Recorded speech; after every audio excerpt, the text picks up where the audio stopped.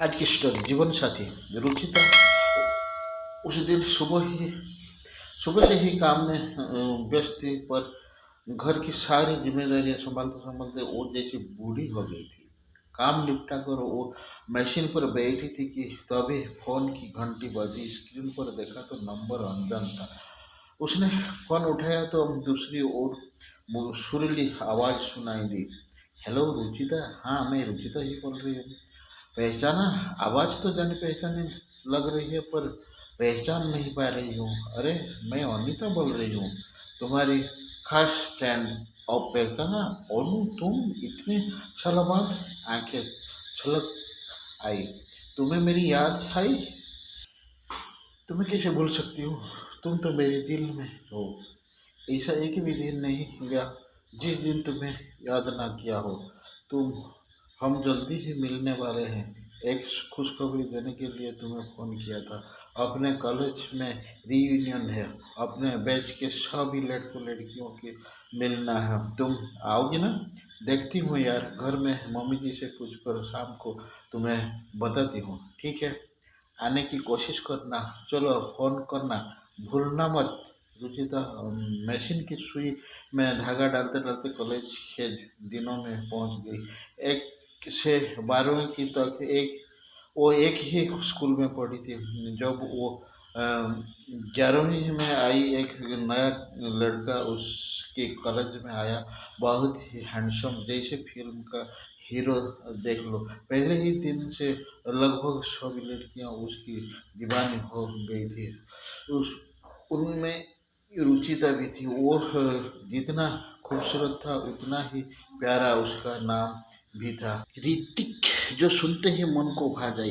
सभी लड़कियां अपने मन की बात तो एक दूसरे से करती, पर रुचिता ने अपने मन की बात अपने मन में ही दफन कर ली थी। उसने घर के सभी लोग रूढ़िवादी और सख्त थे। अगर उसने कभी भूल से किसी लड़के की नोटबुक ली हो या किसी लड़के को अपनी नोटबुक दी हो और घर वाले को इसका पता चल गया हो, तो उस दिन घर में बवाल हुआ ही था।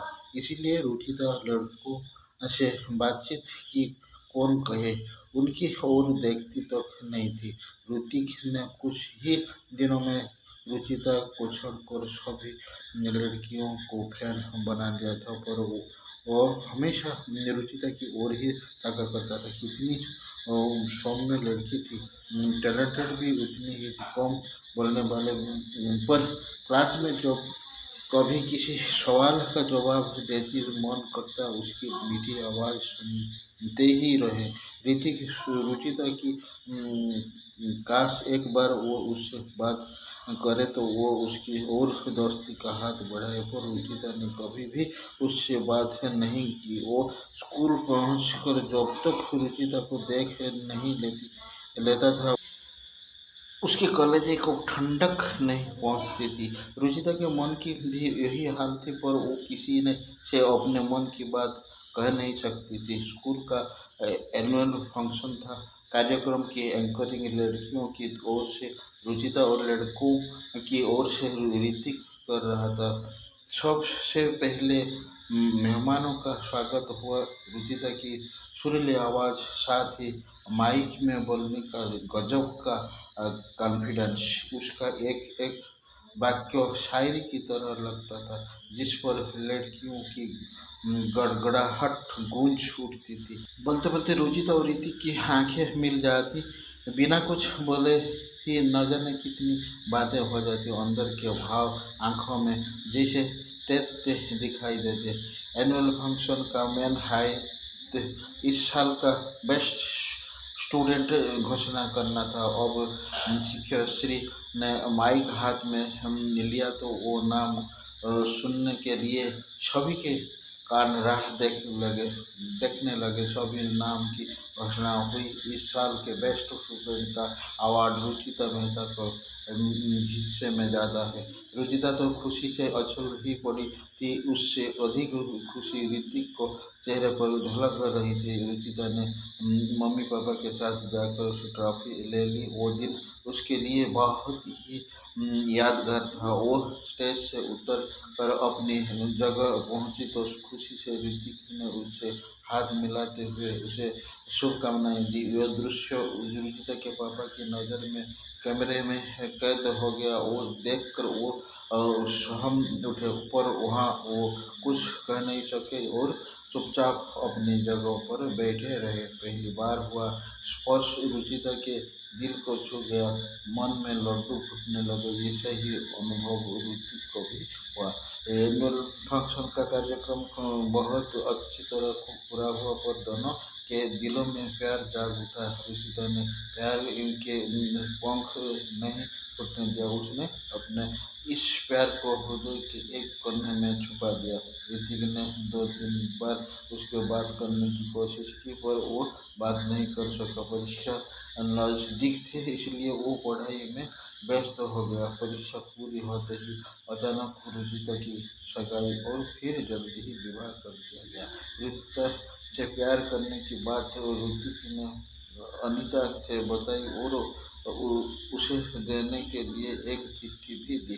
अनीता ने जिस दिन रुचिता को चिट्ठी देने पहुंची, उसी दिन उसका ब्याह था और बारात आ चुकी थी। अनीता सीधे रुचिता के कमरे में पहुंची और दरवाजा बंद करके बोली, रुचिता, तुमने अपने विवाह की बात बताने की कौन कहे, नियंत्रण तक नहीं दिया। आंखों में आंसू लाकर रुचिता बोली, क्या करूं यार, मेरे पापा को स्वभाव के बारे में तो तुम्हें पता ही है। मुझे वो घर में बाहर नहीं निकलने दिया गया। मुझे भी पता नहीं कि मेरा विवाह इतनी जल्दी क्यों किया जा रहा है। इतना कहकर रुचिता अनीता के गले लगकर रोने लगी। रुचिता ने, मैं तुम्हारी खास सहेली हूँ, अपने दिल पर हाथ रख सच सच बताना कि तुम ऋतिक से प्यार करती हो। हाँ, करती थी। जिस दिन से देखा था उसी दिन से उसे चाहने लगी थी, पर आज मैं उसे किए प्यार को अपने दिल में दफन कर रही हूँ। मेरे घर में प्यार शब्द का उच्चारण भी अपराध है। अब मेरे पापा है हाथ की जो लिखा जाए वही मेरा जीवन है। ऋतिक ने यह चिट्ठी भेजी है, क्या है लिखा है मुझे पता नहीं, तुम पढ़ लेना। ऋतिक के चिट्ठी भेजने का मतलब है वो भी तो मुझे पसंद करता था। हाँ रुचिता, पूरे क्लास की लड़कियां उसके पीछे पागल थी, पर वो तो तुम्हारे नाम का दीवाना था। पर अब क्या सच है, वो मेरे नसीब में नहीं लिखा था। मेरा नसीब तो मुझे कहीं और ले जाना चाहता है। अब ये चिट्ठी लेकर क्या करूँगी, केवल अपनी जी जलाऊंगी। ऐसा करना, तुम ये चिट्ठी उसे लौटा देना और उससे कह देना कि रुचिता अब किसी और की अमानत है। अरे एक बार तुम देख तो ले, क्या कहना चाहता है तुम्हें तुमसे। अनीता ने जिद की तो रुचिता ने चिट्ठी ले ली और खोलने जा रही थी कि दरवाजा खटका, तो उसने वो चिट्ठी चूड़ियों के डिब्बे में नीचे दबा दी। रुचिता की बारात आ गई थी, उसका विवाह धूमधाम से हो गया। अपने विवाह की वेदी में उसने अपने प्यार को हम कर दिया था और रिदम के साथ सप्तपदी के साथ वचनों में बंध गई थी। रिदम भी रुचिता को बहुत प्यार करता था। विवाह के बाद सालों बाद दो 2 सालों बाद एक सुंदर बेटी ऋत्वी पैदा हुई। उसके ससुर रिदम को 5 साल छोड़ स्वर्ग सिधार हो गए थे और रिदम की भी दुर्घटना में मौत।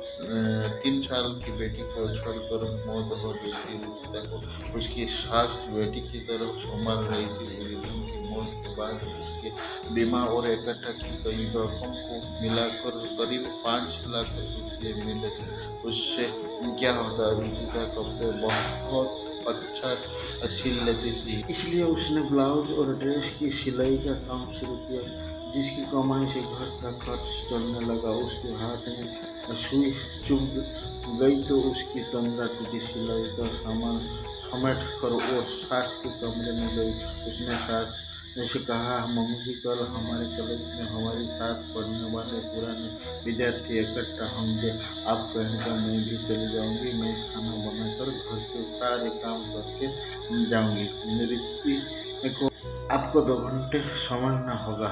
अरे चली जाना बेटा, ऐसे मौके जीवन में बार बार नहीं आते। और रिद्धि मेरा ख्याल रखती है, हम दोनों साथ मिलकर खेलेंगे। तुम हम दोनों की जरा भी चिंता मत करो।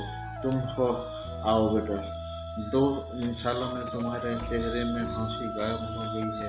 यहाँ जाकर तुम्हें थोड़ा अच्छा लगेगा। मैं बाहर बरामदे में चल रही हूँ। रुचिता ने अनीता को फोन करके कितने बजे का समय है पूछ लिया। अगले दिन कॉलेज का प्रांगण मानो रंगा बिरंगी झालरों से भरा था। वो आए सभी विद्यार्थियों के चेहरे पर उम्र का असर दिखाई नहीं दे रहा था। सभी सालों बाद एक दूसरे से मिल रहे थे। अनीता कॉलेज के गेट पर खड़ी रुचिता की राह देख रही थी। थोड़ी देर में रुचिता रिक्शा में साफ व्हाइट साड़ी पहनकर उतरी। उससे देखते ही अनीता ने दौड़कर उसे सीने लगा लिया। 20 साल बाद दोनों मिल रहे थे। उसकी आंखें बरस पड़ी। बातें करते हुए दोनों हल्की और बड़ी पुराने दोस्त मिल रहे थे। सभी एक दूसरे के सुख दुख की बात कर रहे थे। दोनों एक जगह किनारे की कुर्सियों पर बैठ गए। तभी अनाउंसमेंट हुआ कि रुचिता जहाँ भी हो वहाँ से एंकरिंग करने के लिए स्टेज पर आ जाए। रुचिता ने कहा, अनीता मन कर दे, मैं एंकरिंग नहीं कर पाऊंगी। तू अरे तुम जाओ तो सही। अपने अंदर का कौशल कभी मरने नहीं देना चाहिए। तुम एक बार फिर उसे जीवंत करके दिखा दो। रुचिता उठकर स्टेज की ओर बढ़ी थी। तभी ऋतिक के नाम का अनाउंसमेंट हुआ। फिर रुचिता का दिल धड़क उठा। इतने सालों बाद कैसा लगता होगा। वो उसने अपना स्थान ले लिया और ऋतिक अभी नहीं आया था। उसने प्रोग्राम की शुरुआत की थी कि हाल में एक सुंदर नवयुवक का प्रवेश हुआ। सभी लड़कियां जो जो अब महिला बन चुकी थी, उसकी सभी की नजरें उसी पर जा रही थी कि जल्दी से जाकर उसने अपना स्थान संभाल लिया। रुचिता और ऋतु की आंखें मिली तो रुचिता ने आंखें झुका ली। प्रोग्राम की शुरुआत हो गई। रुचिता की मधुर आवाज में भी वही खनक थी जिन्होंने इस प्रांगण का आयोजन किया था। उन आयोजकों को फूलों का गुलदस्ता देकर स्वागत किया गया। उसके बाद आयोजन के अनुसार प्रोग्राम आगे बढ़ा। अभी सभी के चेहरे पर खुशी की समान ही रही थी। इनमें से तमाम की तो कपल थे और पार्टी की शुरुआत हो गई। रुचिता और अनीता अन्य महिला के साथ बातें में लग रही थी। ऋतिक भी वहीं आकर खड़ा हो गया। मेरी चिट्ठी का जवाब तो तुमने दिया नहीं, क्या आज एक दोस्त बनकर बात भी नहीं करोगी? रुचिता का दिल जोर से धड़क उठा। वो चिट्ठी तो उसने चूड़ियों के डिब्बे में रख दी थी, वो वहीं रह गई थी। इतने साल बीत गए, वही डिब्बा तो पापा के घर ही था। शायद वो वहाँ भी नहीं होगा। उसे एसी में भी पसीना आ गया। ऋतिक ने रुमाल देते हुए कहा, लो पसीना पोंछ लो, मैं तुम्हें कोई सजा नहीं दूंगा। चलो उधर उस टेबल पर बैठते हैं। एक जगह बैठ गए। ऋतिक ने कहा, रुचिता तुम्हारे जीवन के बारे में अनीता ने मुझे सब बता दिया है। तुम मेरे जीवन के बारे में नहीं जानना चाहोगे? जानना तो बहुत कुछ था, पर किस्मत का खेल तो देखो कहाँ से कहाँ ले जाता है। तुम्हारा खुशी सुखी संसार होगा, शायद 1-2 बच्चे भी होंगे। तुम हैंडसम हो, इसलिए तुम्हारे पत्नी भी सुंदर होगी। मेरा एक बेटा है रुचित, पर अब उसकी माँ इस दुनिया में नहीं है। वो कहते हुए ऋतिक की आंखें भर आई। जिंदगी भी रेल की पटरी जैसी है, कभी कहाँ सीधी चलती है। जिंदगी भी कितनी मोड़ लेती है, तब पूरी होती है। रुचिता ने कहा, सच बात कही, इस जिंदगी के मोड़ अंत तक समझ में नहीं आते। ऋतिक ने कहा। पहली बार रुचिता ने ऋतिक से इतनी बात की थी, वो मन ही मन खुश था। रुचिता भी खुश थी। दिल की बात कहने वाला उसे एक दोस्त मिल गया था। दोनों ने एक दूसरे के मोबाइल नंबर लिए और सभी अपने अपने घर के लिए रवाना हो गए। अगले दिन रुचिता के भाई भाभी उसके घर आए।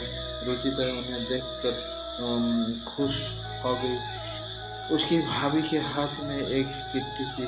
उसने वो चिट्ठी रुचिता को दी तो उसने उसे धड़कते दिल से खोला। उसकी स्याही फीकी पड़ गई थी।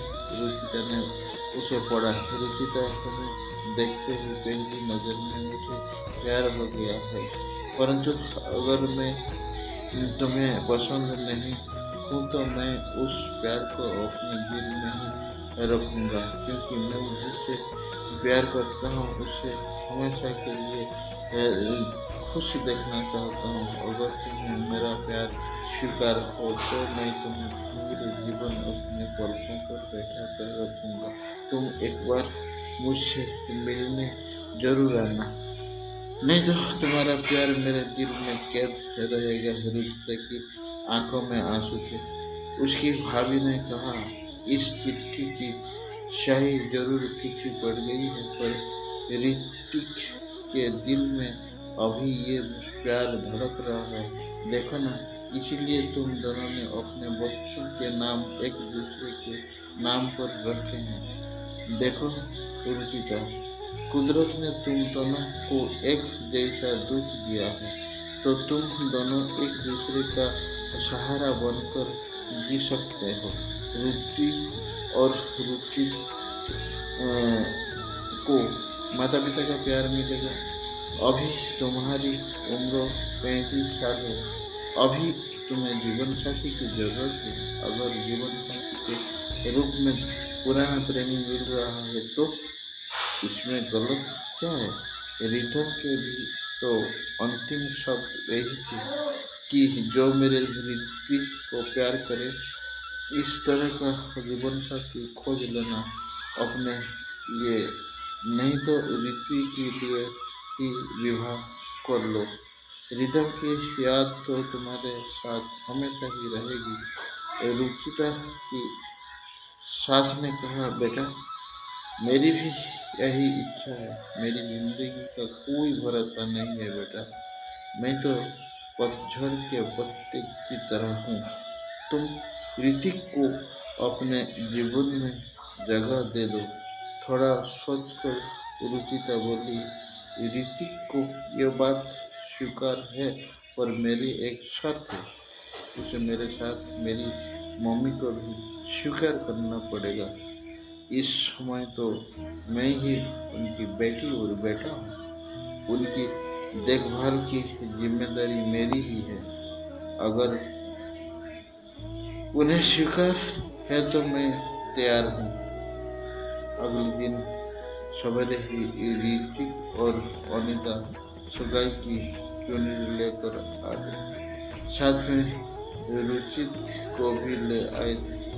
ऋतिक रुचिता की सास के पैर छूते हुए बोला, आज से आप मेरी माँ है। मैं आपको कभी दुखी नहीं होने दूंगा। रुचिता की सास की आंखें छलक गई। ऋतिक मैं उन्हें रिदम का चेहरा दिखाई दिया। उन्होंने ऋतिक के सिर पर हाथ फेरा तो उसने उनकी गोद में सिर रख दिया। बहुत दिनों बाद माँ का प्यार मिला था। ऋतिक और रुचिता पुराने प्रेम से एक दूसरे के जीवन साथी बन गए थे। Hi friends, please subscribe and support my channel. Study कैसी लगी, अच्छी लगी तो प्लीज सब्सक्राइब एंड सपोर्ट। नमस्ते, जय हिंद।